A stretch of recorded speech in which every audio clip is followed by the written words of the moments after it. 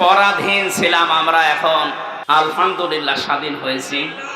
আমি রিমান্ডে 10 দিন ছিলাম, আপনারা জানেন। 3টা বছর আমি যাই না, ঘরের নাম শোনেন, ওই রকম জায়গায় ছিলাম। আমি আল্লাহর জন্য ওনাদেরকে ঘৃণা করছি এবং আপনাদেরকে ঘৃণা করার জন্য বলছি এই কারণে, কারণ এগুলো মানুষ না, মানুষ নামে এগুলো জানোয়ার। আমি শুধু নাম শুনি মনে করেন যে আয়না ঘর মানে চারিদিকে আয়না দেওয়া আছে। এতে কত বড় ভয়ঙ্কর মানবতার সাথে আমরা মানবতা বিরোধী অপরাধের বিচার করলাম। এই ঘরের সাথে যারা জড়িত A to Z প্রত্যেকটা মানবতা বিরোধী অপরাধে শামিল। এদের বিচার এখনই করা দরকার। আজকে একজন ওর সাথে জড়িত যে সর্বোচ্চ পর্যায়ে, তাদের ভেতরে একজন ধরা পড়েছে অলরেডি। আমরা বিচার চাই, ওর কোনো বিচার নেই। 8-10 বছর, 12 বছর, 14 বছর একটা মাটির নিচের ঘরে, এদিকে 1.5 হাত, এদিকে 1.5 হাত। আপনি কি মনে করেন জিন্দা কবর ওইটা? এই কঠিন অবস্থায় যারা মানুষকে ফেলে রেখেছিল, আপনি যদি মেরে ফেলতেন, খবর দিয়ে দিতেন যে অমুক মারা গেছে, তারপরও তার স্ত্রীটা বিয়ে করতে পারত, তার ছেলে মেয়ে জানতো যে না মারা গেছে। আপনি ব্যারিস্টার আমান আজমি, কি বলে, ব্রিগেডিয়ার জেনারেল ব্যারিস্টার আরমান, ওনার স্ত্রীর কাছে আপনি কি জবাব দেবেন বলেন তো? 8-10 বছর তার স্বামী থাকার পরও না থাকার স্বামী, সে জানেই না যে বেঁচে আছে কিনা। আজকে একটা ছবি ফেসবুকে সব পাশাপাশি ওনারা বসে আছে, দেখলাম, আমার কান্না চলে এসেছে যে মানুষ, এরপরও কিছু মানুষ জালেমদের পক্ষে এখনো পর্যন্ত সাফাই গাচ্ছে।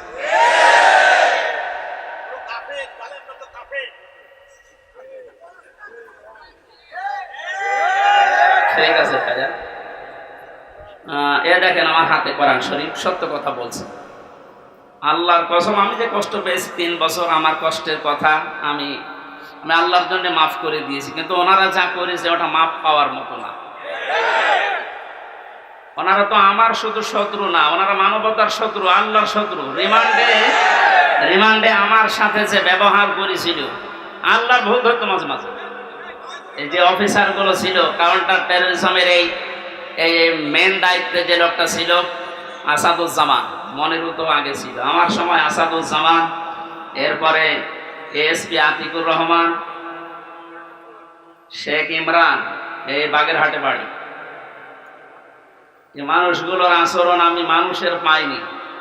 রিমান্ডে আপনি আমার মামলার কথা জিজ্ঞাসা করেন, যে বিষয়ে আমাকে মামলা দেওয়া হয়েছে ওইগুলো বলেন যে আমি কিছু পারি কিনা, দেখেন না আল্লাহর ভুল ধরে যে আল্লাহর এই কাজটা করা ঠিক হয়। তো ওরে আমি ভালোবাসবো না ঘৃণা করবো? কার জন্যে?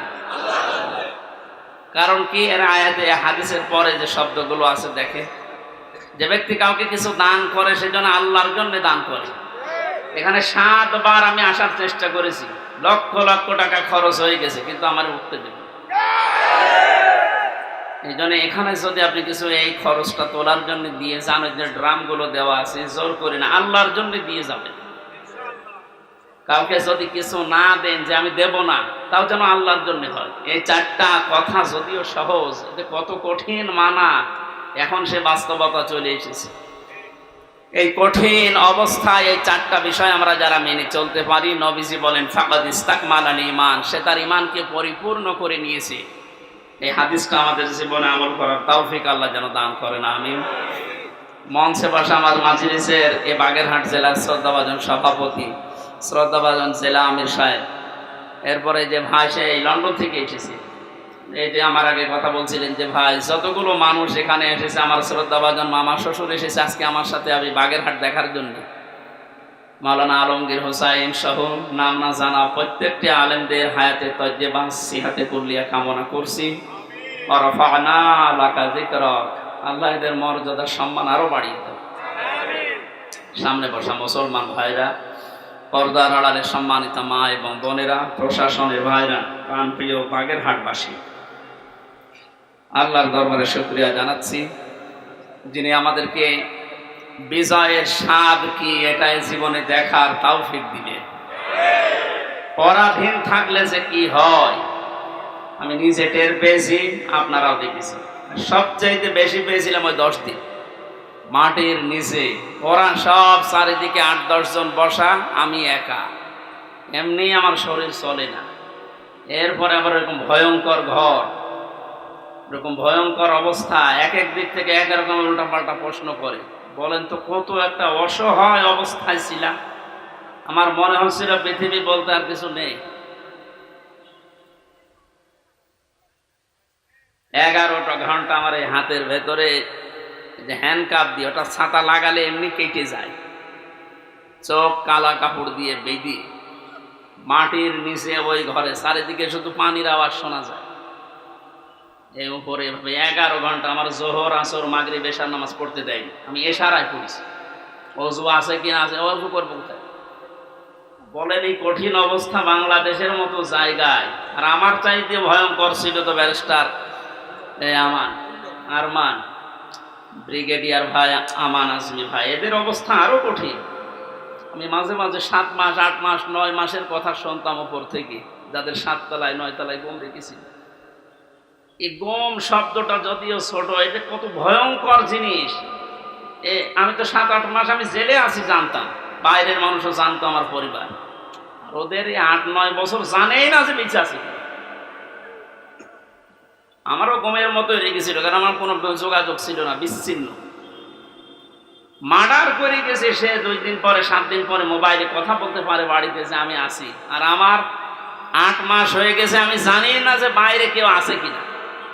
কারারক্ষীর কাছে একটু চিরকুট লিখে দিলে ওই যাবে আসবে, তারপরের দিন তার ডিউটি পড়বে, বাড়িতে যাবে, বাড়ি থেকে সংবাদ আসবে, সে আসতে আসতে মনে হবে সংবাদ বাসি হয়েছে। এই জন্য পরাধীন ছিলাম আমরা, এখন আলহামদুলিল্লাহ স্বাধীন হয়েছি। স্বাধীন হলে বিজয় পেলে মানুষ কি করবে, আজকের তেলাওয়াতকৃত আয়াতগুলোতে আল্লাহ জানিয়েছে। আমরা কোরআন থেকে নিতে চাই নাকি? মান ক্বালা বিহি সাদাকা, যারা কোরআন দিয়ে কথা বলে, নবীজি বলেন এরা সত্য কথা বলে।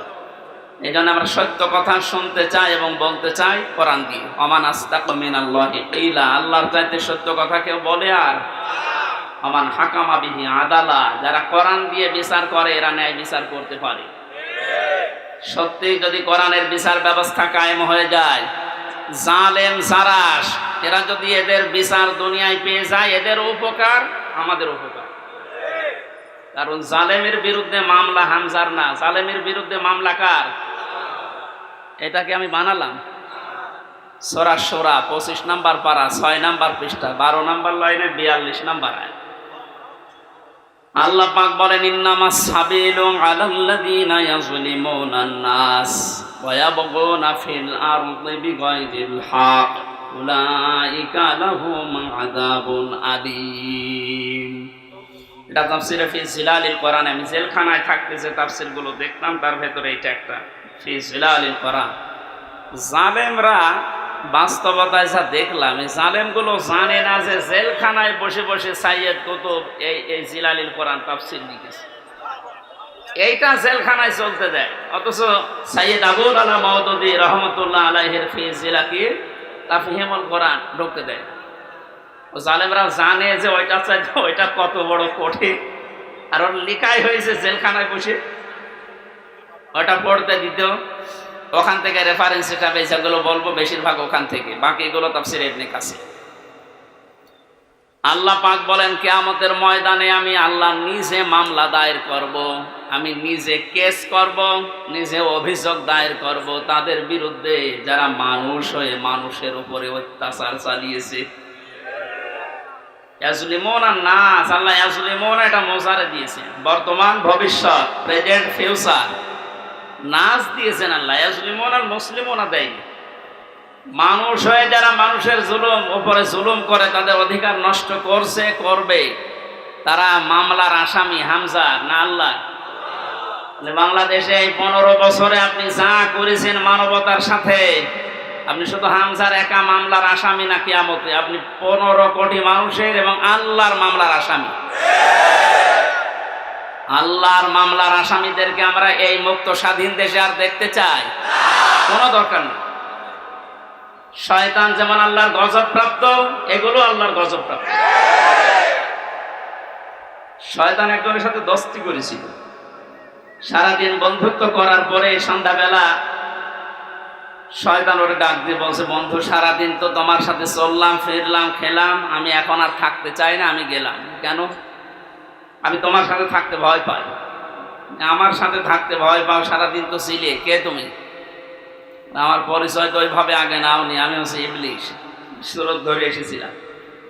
ও তখন আশ্চর্য হয়ে বলে যে আপনি দূর হয়ে চলে যাবেন আমার কাছ থেকে, আপনার পরিচয় পেলে তো আমি দূর হতাম না। আমি যেতে চাই এই কারণে, কারণ আমি আল্লাহর একটা বিধান মানি নাই। এ কারণে আল্লাহ আমারে একটা সেজদা না মানার কারণে পৃথিবীতে পাঠিয়েছে, তাও লানত দিয়ে। আমার নাম মারদুদ, আমার নাম রাজিম, কত রকমের নাম আমার উপরে দিয়ে আল্লাহ আমার বিদায় দিয়েছে। আর আজকে 17টা সেজদা ফরজ ছিল তোমার প্রতি, একটা সেজদাও দেব। আল্লাহ রাগ করে তোমার উপরে যে গজব নাযিল করবে, ও গজবে আমি শয়তানও পড়ে যাব। ও আল্লাহর একটা বিধান লঙ্ঘন সেজদা, এটা লঙ্ঘন করে যদি ভয় পায়, এই 15 বছরে আপনি 500 বিধানের একটাও মানেন না, আরো মানুষকে মানতে দেন। এর গায়ে যদি জিন লাগে নিয়ে আসবে এর মা বাবা আমার কাছে, সূরা নাস আর ফালাক, এমনকি আয়াতুল কুরসি পড়ে ফু দিলে চলে যাবে, এটা আমাদের বিশ্বাস। যাই, আর আমার তো মনে হচ্ছে এই ঘটনাটা বলার পর শয়তান আল্লাহর একটা মাত্র বিধান সেজদা দেওয়া লাগবে এটা মানে নাই, কিন্তু আল্লাহর বিধানের এগেনস্টে নতুন করে কোনো বিধান শয়তান বানায়নি। কথা বুঝতেছে? আল্লাহর বিধানও মানে না, এতটুকুই শেষ। এগেনস্টে নতুন করে কোনো বিধান বানিয়ে মানবো এরকম কিছু শয়তান করেনি। তো আল্লাহর এই পৃথিবীতে ক্ষমতা পেয়ে আল্লাহর যে বান্দা নিজে আল্লাহর বিধান মানে না এবং আল্লাহর বিধানের বাইরে নতুন করে বিধান বানিয়ে আল্লাহর বান্দাদেরকে মানতে বাধ্য করে, এটা শয়তানের চাইতে বড়। জিন শয়তান ধরলে তো নাস ফালাক আর ইখলাস পড়লে চলে যাবে, আর ওরে পুরা কোরআন শরীফ তেলাওয়াত করে ফু দিলেও যাবে না। সুতরাং এরকম এত বড় শয়তান আমরা আর দেখতে চাই না। মুক্ত যখন হয়েছে আলহামদুলিল্লাহ, কোরআন কি জানিয়েছে বিজয়ের পরে আমরা ওইগুলো এখন শুনবো। আমার কথার অর্থ বোঝেন আপনি? সুতরাং যারা আল্লাহর মামলার আসামি, ছোটখাটো বিষয় এটা না, অনেক ভারী কথা। আপনি আল্লাহর মামলার আসামি হয়ে গেছেন, কিয়ামতে আপনি উকিল পাবেন কোথায়? দুনিয়ার দিকে তাকিয়ে টের পাচ্ছে। 10 দিন আগে যার কথায় হাইকোর্ট, জজ কোর্ট, সুপ্রিম কোর্ট, প্রত্যেকটা কোর্ট ওঠা বসা করতো, এখন তার পক্ষে একজন আইনজীবী দাঁড়াবে কেউ রাজি না। তার দলের লোক নেই। লক্ষ লক্ষ মানুষ এই পৃথিবীতে তার ভক্ত ছিল, সন্তান। মানে একটা বিচারপতি দাঁড়াবে, একটা উকিল দাঁড়াবে তার পক্ষ নিয়ে, কেউ রাজি নামে জালেমের পক্ষে। এখন ডিম খেতে খেতে মরছে, ডিমটা মুখ দিয়ে খেলিতে হয়, কত জায়গা দিয়ে ডিম খাচ্ছে। ওই জায়গাতে যখন আলেমদেরকে মাজায় দড়ি দিয়ে ছাগলের মতো তুলতেন, আমার মতো মানুষ, আপনি জানেন না হামজা কি, ও নিজেও বলতো রিমান্ডে, আপনি কিছু করেন না আমি জানি, কিছু জানেন তো আমার হাতে এই যে এটা বেঁধে দিলেন, এই তো যথেষ্ট, আমি কি পালিয়ে যাব? পায়ে দিয়েছে ডান্ডা বেড়ি, মাজায় দিয়েছে দড়ি, মনে হচ্ছে ছাগল টেনে নিয়ে যাচ্ছে। আর ওই কোর্ট চত্বরে মানুষগুলো, কিছু মানুষ কান্ত আর কিছু শয়তান আসে দেখে টিপ্পনি কাটছে, যা হচ্ছে ঠিকই হচ্ছে, এবার ঠেলা টের পাও।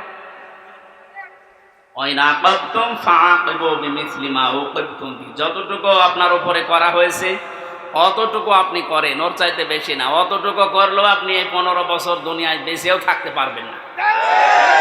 যা করেছেন যদি অতটুকু আল্লাহর ভাষায় আমরা করতে চাই, সত্যি আপনি পারবেন না। এদেশের বহু মেধাবী সন্তানেরা এই কোটার বিরুদ্ধে এমনি আন্দোলন করে না।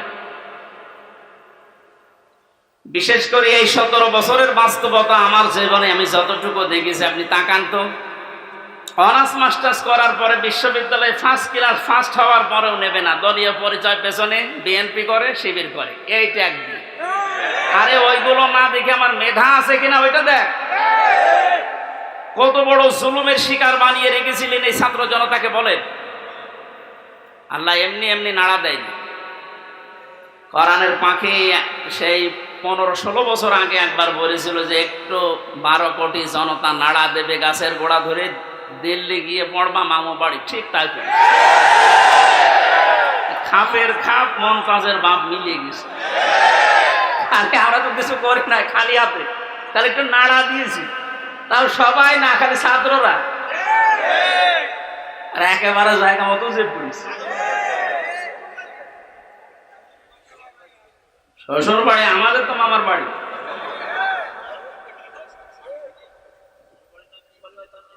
যাই হোক, আমি সে কথা বলতে চাচ্ছি, আমরা কোরআনে কারিম থেকে কথা শুনতে চাই, এবং জালেম যারা তারাও যেন মরণের পরে অন্তত তাদের আর বিচার না হয়, এই জন্য দুনিয়াতে আমরা তাদের বিচার দেখতে চাই। আপনারা আমাদেরকে শত্রু ভাববেন, আমরা আপনাদের বন্ধু, কারণ দুনিয়ায় উপকার করে দিচ্ছি। এই বিচার না হলে আপনি মনে করছেন মাপ পেয়ে যাবেন, কখনো না।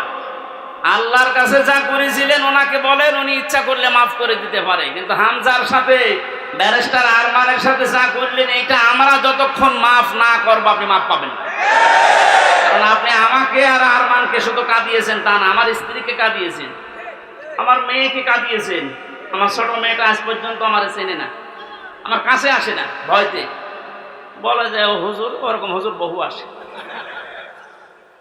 কারণ সে 8-9 মাস ওরে রেখে গিয়েছিলাম, 3 বছর পর, ওরা এখন 4 বছর পর, ও জানবে কি করি।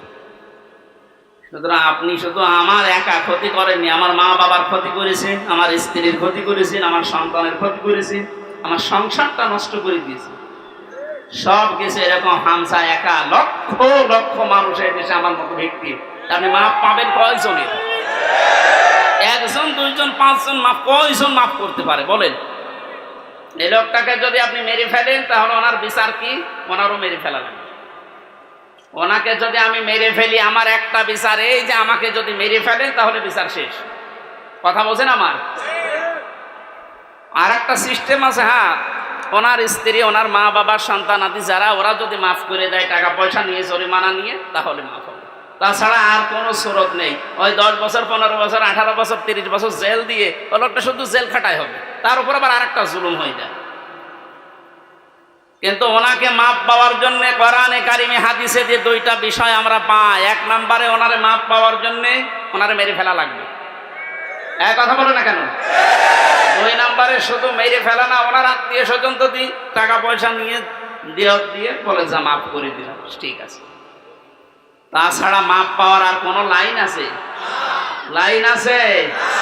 ওনার জীবন কয়টা?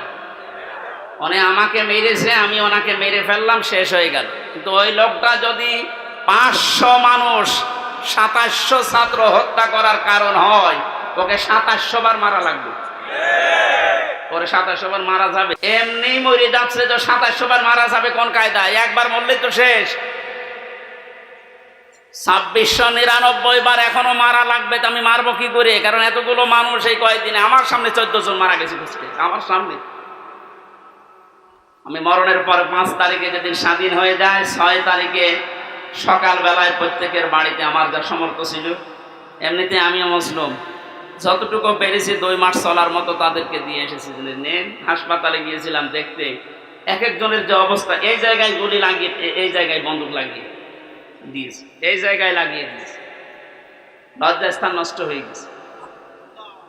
এরকম বহু মানুষ হাসপাতালে কাতরাচ্ছে এখনো, শুধু কুষ্টিয়া, বাকি জেলাগুলো তো আমি তো জানি না এখন সব খবর। আর এই 8-9 দিন ছিলাম তো বাইরে, এই জন্য সব খবর জানিও না। সুতরাং আমাকে যদি আপনি একজন মারার জন্য মেরে ফেলতেন, আমার তো বিচার হয়ে যেত। আমি তো কারণ হয়ে দাঁড়িয়েছি 2700 মানুষ মারার, আমাকে তো 2700 বার মারা লাগবে। এই জন্য এই বিচার এখন আর দুনিয়ায় নেই। এই বিচার করার জন্য আল্লাহ আখিরাত বানিয়েছে। 2700 বার আপনাকে মারবে, আপনার লজ্জার স্থান নষ্ট করে দেবে। এই জন্য বলছি, জালেম যারা আছেন এখনো ফিরে এসে সে সমস্ত মানুষের উপরে জুলুম করেছিলেন, ওনাদের কাছে যান, ওনারা যদি কিছু করতে পারে। তাছাড়া আল্লাহ জানিয়েছেন যে আমি মাফ করব না, কারণ এটা আমি দায়িত্ব ছেড়ে দিয়েছি যাদের উপরে জুলুম করেছি যে তাদের উপর। এখন তাদেরকে বলেন, ওনারা যদি মন থেকে কিছু করে, তাছাড়া আপনি দুনিয়াও ধ্বংস করেছেন, আপনার আখিরাতও ধ্বংস হয়ে যাবে। আল্লাহ তুমি আমাদেরকে জালেম হওয়া থেকে রক্ষা করো। এই শব্দটা শুনতে যদিও সহজ মনে হচ্ছে, জালেম, এটা কত বড় নিকৃষ্ট আল্লাহর কাছে। কারণ জালেমদেরকে আল্লাহ বারবার কোরআনে জানিয়েছেন, আল্লাহু লা ইয়াহদিল কওমাজ জালিমিন, জালেমদের আমি পথ দেখাই না, হেদায়েত দেই না। আমরা যদিও অনেকে বলে হুজুর আমাদের কেন্দ্রীয় আমির বারবার দোয়া করে, তো দোয়া করে করবো কি? জালেমদের তো হেদায়েত হবে না, জালেমদের কোনো হেদায়েত নেই। আর জালেমকে ক্ষমা করে দেওয়ার অর্থ হচ্ছে মাজলুমের উপরে অবিচার করা। আপনি কোনো দিন ব্যারিস্টার আজমির ব্যারিস্টার আরমানের স্ত্রীর কাছে মাপ পাওয়ার কথা না, সে মানুষ ছিল আপনার মতো। এরপরও বলছে আপনারা চেষ্টা করেন, যদি মাপ পান, না পাইলে বুঝবেন আপনার দুনিয়া আখিরাত ধ্বংস হয়ে গেছে। আল্লাহ তুমি আমাদেরকে মাফ করো, বলেন আমিন। কোরআনের বিচার যতদিন পর্যন্ত কায়েম না হচ্ছে, বসে থাকার, থেমে থাকার আমাদের কোনো সুযোগ নেই। যে যেখান থেকে আসি আমরা চেষ্টা চালাবো, চর্ম চোখে এদেশে দেখতে চাই আল্লাহর কোরআন দিয়ে বাংলাদেশটা চলছে। কারণ আমরা তো দেখলাম যে বাবা চালালে কেমন লাগে, চাচা চালালে কেমন লাগে, স্বামী চালালে কেমন লাগে, বউ ভাবি সবাই চালিয়েছে, সবই দেখলাম যে কেমন লাগছে। একটা জিনিস এখন দেখতে বাকি আছে, যে কোরআন দিয়ে, আল্লাহর কোরআন দিয়ে রাষ্ট্র চালালে কেমন লাগে, এটা দেখতে বাকি আছে না?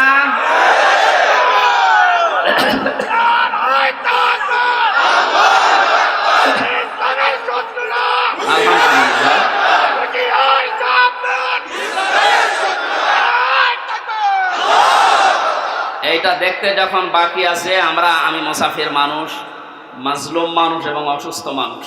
আর তিনটা দোয়ায় কবুল হওয়ার কথা হাদিসে আছে, যে মাজলুমের দোয়া কবুল হয়, মুসাফিরের দোয়া কবুল হয়, অসুস্থ মানুষের দোয়া কবুল হয়। সবাইকে নিয়ে মাগরিবের আগে আমি দোয়া করবো ইনশাআল্লাহ। সূরা নসরের তাফসীরটা করার পর আল্লাহ যেন চর্ম চোখে অন্তত এইটা দেখে যাওয়ার তৌফিক দেয় যে আমাদের এই দেশটা কোরআন দিয়ে চলছে। কি যে শান্তি পাবেন প্রত্যেক ধর্মের মানুষেরা, আমি বলে বোঝাতে পারবো না, আপনি পাবেন ইনশাআল্লাহ। আমাদের আমান হাকামা বিহি আদালা, যেহেতু নবীজি জানিয়েছেন কোরআন দিয়ে বিচার ফায়সালা করলে ন্যায় বিচার পাওয়া যায়। ন্যায় বিচার কি? শুধু নাম শুনে ন্যায় বিচার পেয়েছি 17 বছর আমরা। আমার এক ঠনকো মূল্য চুরি মামলা দিয়েছিল। আমার মামলা খুব কঠিন না, মূল্য চুরি করলে যা হয় ওই রকম একটা। সেই মামলা আমার 30-32 বার হাইকোর্টে ওঠে, সিএম কোর্ট, জজ কোর্ট, হাইকোর্ট, তিনবার হিসাব করে দেখেন 30 থেকে 33 বার উঠেছে, না হবে না।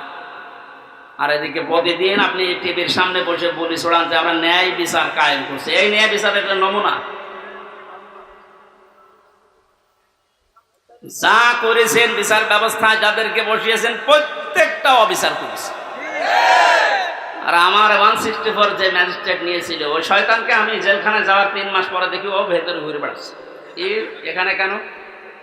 ও আমার বেকার এই সমস্ত বিষয়গুলো লিখে, মানে একেবারে জালিয়াতি করে সই করিনি। বলছে হুজুর আপনি মাত্র কিছুক্ষণ পরে বেরিয়ে চলে যাবেন। কারণ আমি 164 বুঝতাম না, ওইসব লাইনের লোক আমরা। এই সিটারি বাটমারি, এই 2 নাম্বারই করে বসে খালি সই করে দেন, নিচে আপনার ছোট ছোট মেয়েরা কাটতেছে, আমি জানি আপনি চলে যাবেন। ওর উপর বিশ্বাস করে আমি সই করি, নিচে আসলাম, দেখা সাক্ষাৎ করে আমার জেলে পাঠিয়ে দিলে। আনন্দে আছে যে কয়েকদিন মাত্র বের হয়ে যাবে। ও আল্লাহ শুনছো, এটা 164 আমি যা বলতে চাইনি, ওই শয়তান সব লিখে খালি আমার সইটা বসিয়ে দিচ্ছে। পরে জেলখানায় দেখি কাশেমপুরে, বললাম কি আপনি এখানে, আপনি কাজটা ঠিক করলেন, জেনে শুনে আমার জীবনটা এভাবে নষ্ট করলেন? বলছে আমার উপর থেকে যা বলেছে আল্লাহর ওলিরা আমি তাই করছি, আমার কিছু করার নেই। তা আপনি এখানে কি? বলছে আমার বউ মামলা দিয়েছে। তোর বউ? আমিও মামলা দেবো তোর নামে। এই জন্য আল্লাহ ছাড় দিয়েছিল, কিন্তু ছেড়ে দেয়নি। ইন্না বাদশা রাব্বিকা লাশাদীদ, আল্লাহর ধরা বড় শক্ত ধরা, যেটা আমরা আইন মন্ত্রী আরে দরবেশ বাবারে দেখে বুঝলাম কি দাপট গো। আমি মাঝে মাঝে আইন মন্ত্রীর আদালতে দেখতাম, আরে দরবেশ বাবা দেখতাম বসে আছে। আমারে যখন নিয়ে যেত ওই উপরে দেখা যেত যে বসে আছে দরবেশ যে এই কাম করতে পারে, আমার তো কোনোদিন বিশ্বাস হয়নি। হ্যাঁ, দাড়ি কেটে নম হয়ে গেছে। শয়তান পর্যন্ত ওর এখন ঘৃণা করেছে যে আমি এত খারাপ না। ধিক্কার যারা আপনাদের এই দাড়ি রাখা, এই সুন্নতকে নিয়ে হেয়ালিপনা করা, এই আর কি ঠাট্টা বিদ্রুপ করা। আপনি সুন্নত পর্যন্ত কেটে বাদ দিয়ে দিলেন, কিয়ামতে আল্লাহর নবীও আপনাকে বাদ দিয়ে চলে যাবে। আল্লাহ তুমি আবার বলছে মানুষগুলো যদি, আমি আবার বলছি ভুল আর অন্যায় করা এটা কিন্তু এক না। ভুল মানুষ করতে পারে, কিন্তু জেনে শুনে অন্যায় করে ভুল বলে চালিয়ে দেবেন, যেটা এখন চালানো হচ্ছে। অন্যায় যারা করেছেন, অন্যায় করলে মাস্ট বি তাকে শাস্তি পাওয়াই লাগবে। আমরা কিছু না করে যদি শাস্তি পেতে পারি 3 বছর, আপনি করে তো আপনার 99 বছর শাস্তি হওয়া দরকার। প্রথম ছেড়ে যাওয়ার পরে যার সাথে দেখা, একেবারে গেট দিয়ে ঢুকিয়ে আল্লাহ সে বলি সেই কি শাহজাহান জল্লাদ, এর সাথে প্রথমে হাত মিলিয়েছে। আমারও বলছো হুজুর আপনারে আমি চিনি। চেনেন মানে?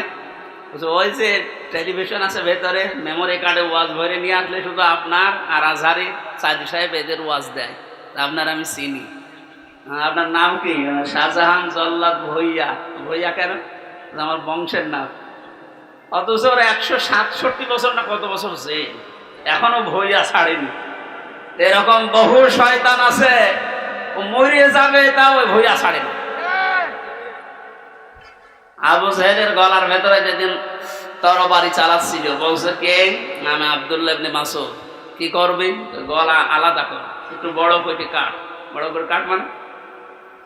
বলে হ্যাঁ একটু বড় করে কাট, মানুষ যেন আমার মাথা দেখে বোঝে যে এটা নেতার মাথা।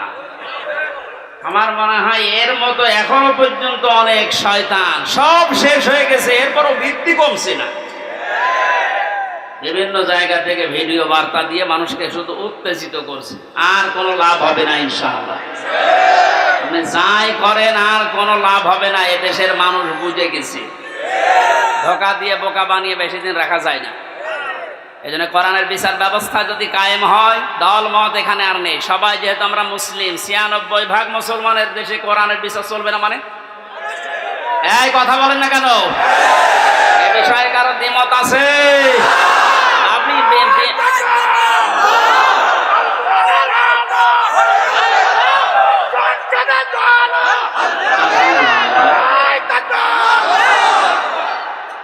ওমান আমিলা বিহি উজিরা, যারা কোরআন দিয়ে আমল করবে কিয়ামতে আল্লাহ নিজে তাদেরকে পুরস্কার দান করবে। আল্লাহ রাব্বুল আলামিন কোরআনের আমল করার মাধ্যমে পুরস্কার যেন আমাদেরকে দান করে। দুঃখজনক হলো সত্য, 500 আমল আছে কোরআনের। কয়টা? এই দেশে এখন একটাও নেই। সামনে আস্তে আস্তে আমরা 500টা আমলই চালু করব কোরআন দিয়ে ইনশাআল্লাহ। আমান দাআ ইলাইহি হাদা। নবীজি বলেন তুমি যদি হেদায়েতের উপরে থাকতে চাও, বড় সোপা গায়ে দিলে, পাগড়ি মাথায় দিলে, আর রুহুল আমিন ভাইয়ের মতো এরকম মোটা হলে হেদায়েতের উপরে থাকা যাবে?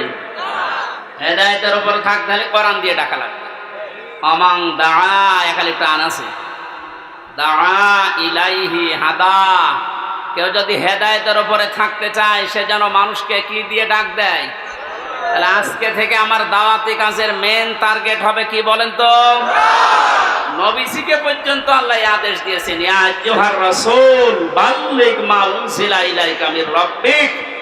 হে রাসূল, আপনি তাবলীগ করেন, প্রচার করেন, দাওয়াতি কাজ করবেন কি দিয়ে? সুতরাং আমরা দলমত চিনি না, বুঝি না, এসব কিছু যেন এই কেন্দ্রিক হয়। ফাকাদ হুদিয়া ইলা সিরাতিম মুস্তাকিম। কেউ যদি হেদায়েতের উপরে থাকতে চায়, কোরআন দিয়ে সে ডাকবে, এবং কেউ যদি কোরআনের ডাকে সাড়া দেয়, আল্লাহ নিজে তাকে হেদায়েত নসিব করে দিবে। সুতরাং আজকে আমরা কোরআনে কারিম দিয়ে আপনাদেরকে ডাক দেব, আপনারা কোরআনের ডাকে সাড়া দেবেন। আমরা প্রত্যেকেই হেদায়েতের উপরে চলতে চাই, সিরাতে মুস্তাকিম আমরা পেতে চাই। আমিন। দরুদ আর সালাম পড়ছি মুহাম্মদুর রাসূলুল্লাহ সাল্লাল্লাহু আলাইহি ওয়াসাল্লামের প্রতি। সূরা নাসর পড়েছি, মাদানী যুগের সূরা। কোরআন শরীফে 3 আয়াত বিশিষ্ট 3টা সূরা আছে, আসর, নসর আর কাউসার। কয়টা বলেন তো? নসর মানে সাহায্য, নসর মানে কি? আর নাসর মানে ইগল। নুন সাদ র, নাসর মানে সাহায্য, নুন সিন র, নাসর মানে ঈগল পাখি। এই জন্য এখানে যারা তেলাওয়াত করেন এই সূরাটা নামাজে একটু মুখ গোল করে পড়বেন। আল্লাহ পাক বলেন, ইদা জা নাসরুল্লাহি ওয়াল ফাত। যখন আল্লাহর সাহায্য আসবে তখন আপনি বিজয় দেখতে পাবেন। যদি আপনি ইদা জা নাসরুল্লাহি ওয়াল ফাত বলেন সিন দিয়ে, যখন ঈগল পাখি আসবে তখন বিজয় পাবেন, পোড়া মানে উঠিয়ে যাচ্ছে। এই জন্য একটু খেয়াল করে শব্দগুলো উচ্চারণ করবে। যেহেতু এটা মাদ্রাসা আপনারা বানিয়েছেন এলাকার মানুষেরা, আপনাদের একটা সুন্দর অন্তত ব্যবস্থা আছে। এই মসজিদ মাদ্রাসা দিয়ে শুধু ছাত্র ছাত্রী না, এখানে বয়স্ক শিক্ষা চালু করে যারা পড়তে পারেন না তাদেরকেও নিয়ে আসে, 2-3টা একটা ব্যাচ করে দিন। আমার গ্রামের বাড়ি কুষ্টিয়ার হালসা। আমি একবার যেয়ে দেখি মানুষ নামাজে একেবারেই নেই। গ্রামে তো যেতামও কম। মহসেন সাহেবকে বললাম, মানুষজন বলতো মানুষ নামাজ পড়ে, নামাজ পড়ে না এটা এদের দোষ নাই, দোষ আমার। কারণ নামাজ যে কি এটা এরা জানে না, আর নামাজের ভেতরে যে আসলে কি পাওয়া যায় এটা তো এরা বোঝে না। দেখেন আমি ওই ব্যবস্থাটা করে দেই, তখন আর এই 2-5 জন না, কমপক্ষে এই মসজিদে 500 মানুষ, ধরো 400 মানুষ চলে আসবে। 2 জন উস্তাদ রেখেছিলাম, নিজের টাকা যা আসতো সব দিয়ে বললাম যে আপনারা পড়েন। মাগরিবের পর থেকে বাবার বয়সী লোক যারা কাজ কাম নেই, সারাদিন মাঠে ঘাটে ঘাটে, বললাম পড়েন, কিচ্ছু দেওয়া লাগবে না, সব খরচ আমার, আপনার শুধু কোরআনটা শেখে। বলা 2-3 মাস যাওয়ার পরে দেখি মসজিদের চেহারা পাল্টিয়ে গেছে। কিন্তু মাঝখান থেকে তো আমার জীবনে একটা কালো মেঘ নেমে আসলো। ওই গেলাম, ধরে নিয়ে গেল, 3 বছর এই যে বন্ধ হয়ে আছে, এখনো চালু করতে পারি নাই, আবার সামনে করবো ইনশাল্লাহ।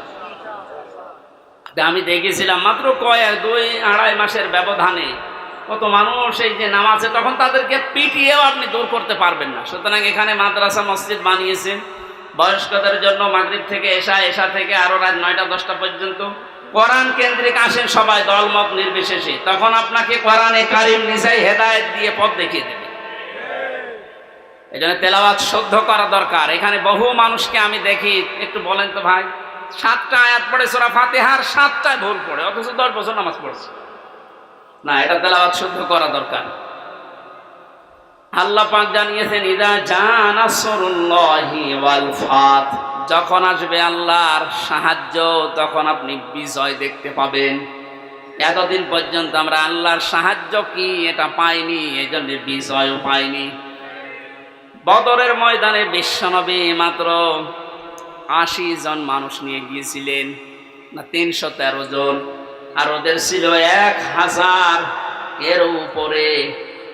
আল্লাহর পক্ষ থেকে আল্লাহ সাহায্য পাঠিয়েছিলেন, এই জন্যে মহান আল্লাহ ওই সময় তাদেরকে বিজয় কি দেখিয়েছিলেন। আবু জেহেলের মতো এত বড় লিডারকে আল্লাহ ওই দিন দুনিয়া থেকে লাঞ্ছিত অবস্থায় বিদায় দিয়েছেন। যোগে যোগে শুধু বদরের ময়দান না, কিয়ামত পর্যন্ত এরকম বদরের ময়দান কায়েম হতে থাকবে। বড় বড় কাফের যারা, বড় বড় মুশরিক যারা, আল্লাহ দ্রোহী যারা, তাদেরকে আল্লাহ বিদায় করবেন যদি আল্লাহর সাহায্য এসে থাকে। আমাদের দেশেও কম ছিল না, বহু মানুষকে আমরা দেখেছিলাম অহংকারে পা মাটিতে পড়তো না। আল্লাহ রাব্বুল আলামিন এই মানুষগুলোকে বিদায় করে দিয়ে তার সাহায্য পাঠিয়ে একটা বিজয় আমাদেরকে যে দেখালেন, বিজয় পাওয়ার পরে যে দৃশ্যটা, এটা এখন আবাহমান জারি আছে, যেটা আমার চোখে দেখতে পাচ্ছি আয়াত অনুযায়ী। দেখেন তো মেলে কিনা। ওয়ারাআইতান নাসা ইয়াদখুলুনা ফি দীনিল্লাহি আফওয়াজা। আপনি যখন বিজয় পাবেন, সাহায্য পাওয়ার পরে, তখন দেখবেন দলে দলে, পালে পালে মানুষ ইসলামে প্রবেশ করছে। বাংলাদেশের এই 64 জেলার দিকে তাকালে, শুধু ইন্টারনেটের দিকে একটু চোখ বোলান, দেখেন আয়াতটা এখন কার্যকর হওয়া অলরেডি শুরু হয়ে গেছে। ইসলামপন্থী মানুষ, বিশেষ করে যারা একামতে দিনের দায়িত্ব পালন করে, যারা মন থেকে কাজ করে, তাদের যে অ্যাক্টিভিটিস গুলো, তাদের যে কাজকর্মগুলো, তাদের যে ইখলাস আমরা দেখতে পাচ্ছি। দাওয়াতও দেওয়া লাগছে না, তাদের ইখলাস দেখে, শুধু কাজ দেখে এখন মানুষ ইসলামে প্রবেশ করে অলরেডি ফেলছে। আমার তো মনে হচ্ছে এই আয়াতটা আল্লাহ আমাদেরকে অলরেডি দেখাবে। সূরা কাসাস থেকে একটা আয়াত কালকে আমি পড়ছিলাম, وَنُرِيدُ أَن نَّمُنَّ عَلَى الَّذِينَ اسْتُضْعِفُوا فِي الْأَرْضِ وَنَجْعَلَهُمْ أَئِمَّةً وَنَجْعَلَهُمُ الْوَارِثِينَ। ওই কিচ্ছা কাহিনী না, একেবারে বাস্তব যেটা ঘটবে বা ঘটতেছে ওইটা আপনি কোরআন থেকে শোনেন। আল্লাহ পাক বলেন ওই জামানায় হযরত মুসা আলাইহিস সালামের যে দলটা ছিল, তিনি যে দলের লিডার ছিলেন, ফেরাউন বহু দলে বিভক্ত করে মানুষদেরকে দুর্বল করে রেখেছিল। শুধু একটা দলকে সে টার্গেট বেশি নিয়েছিল, সেটা মুসা নবীর দল। আমার আল্লাহ নিজের পক্ষ থেকে জানালেন, আমি আল্লাহ কিন্তু ইচ্ছা আলাদা করেছিলাম। আমার আল্লাহর ইচ্ছা ছিল এইটা, যে দুনিয়ার ময়দানে আমি মুসা নবীকে এই জামানায় এই জাতির নেতৃত্বে বসাবো এবং জমিনের ওয়ারিস উত্তরাধিকারী তাদেরকে বানিয়ে দেব। আমি তাই করেছিলাম। ইয়াটা এখন বাস্তব আমার মনে হচ্ছে, আমার চোখে ভাসতেছে। আল্লাহ তুমি সূরা কাসসের 5 নাম্বার আয়াতটা আমাদেরকে দেখাও। স্বৈরাচার নব্য ফেরাউন এই পৃথিবীতে বহু দল ছিল এদেশে, সব দলকে টার্গেট না করে শুধুমাত্র কোরআনে কারিম এই পৃথিবীতে যেন বিদায় নেয়, কোরআনের লোকগুলো যেন এই দুনিয়াতে আসতে না পারে, এই কাজ করার জন্য যারা চেষ্টা চালিয়েছিল, আল্লাহ তাদেরকেই যেন জাতির ইমাম আজ দিনের পর দিন বানিয়ে দিচ্ছে, তাদেরকে ওয়ারিস বানাচ্ছে, জমিনের উত্তরাধিকারী বানিয়ে দিচ্ছে। আমরা আবার দোয়া করছি, আল্লাহ তুমি আয়াতটা আমাদেরকে সর্বচোখে দেখাও। অনুরিদু আন্না মুন্না আলাল্লাযীনা ইসতুযইফু ফিল আরদ ইলা আখিরি আয়া। আমাদের আজকের মাহফিলের প্রধান অতিথি মনে হয় আসতেছে।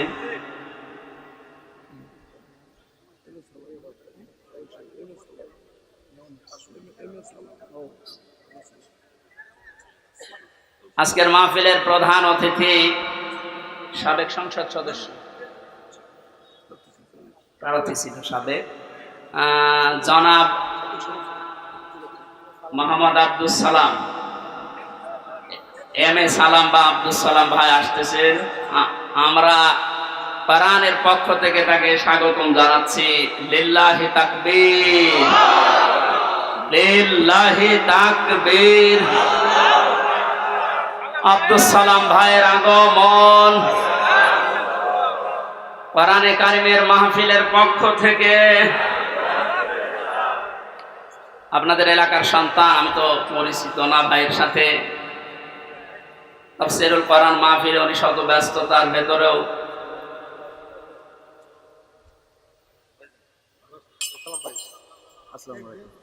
স্বাধীন বাংলাদেশের যে স্বাদ এখন আমরা পাচ্ছি, সেই দেশে উনি এসেছেন, আলহামদুলিল্লাহ।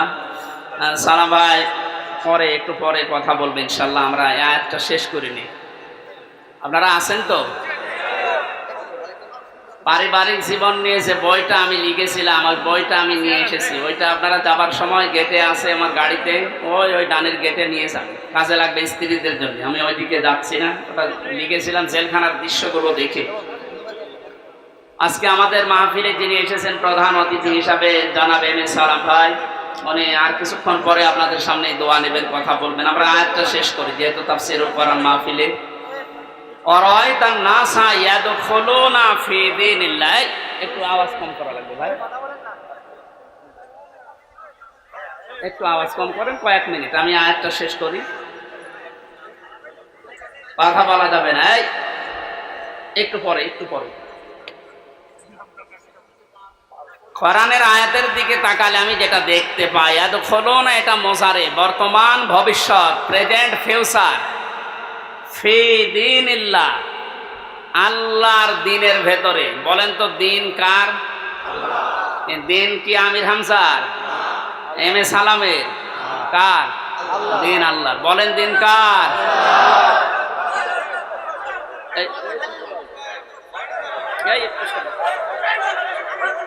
পরে নি আপনারা এক কথা বারবার বললে সমস্যা, কথা বন্ধ করে। দিনের মালিক এই পৃথিবীতে কেউ না, এমনকি বিশ্বনবী মুহাম্মদ রাসূলুল্লাহ দিনের মালিক ছিলেন না, তিনি দিনের খাদেম ছিলেন। কি ছিলেন বলেন তো? আমরাও দিনের কি? খাদেম। সুতরাং আমরা খেদমত করে যাব দিন ইসলামের, দিনের। না, বারবার ডিস্টার্ব হলে তো আল্লাহর এই দিনকে আমরা জমিনে জিন্দা রাখার জন্য চেষ্টা চালিয়ে যাবার, কারণ খাদেমের যে কাজ, কামলার যে কাজ, আমরা সেই দায়িত্ব নিয়েছি। আমরা যেন চর্মচোখে অন্তত এটা দেখতে পাই যে আল্লাহর দিন এই জমিনে কায়েম হয়ে গেছে। যেহেতু সেই পর্যায়ে আস্তে আস্তে আসতেছে, এখন আনন্দ বিজয় কিভাবে উল্লাস করবেন, উদযাপন করবেন, আল্লাহ কোরআনে কারিমে সূরা নাসরে জানিয়েছেন, ফাসাব্বিহ বিহামদি রাব্বিকা ওয়াস্তাগফির। আল্লাহর সাহায্য এবং বিজয় যখন আসবে তখন আপনি ইস্তেগফার করেন আর হামদ প্রকাশ করেন, তাসবিহ করেন। এখানে তাসবিহ কি?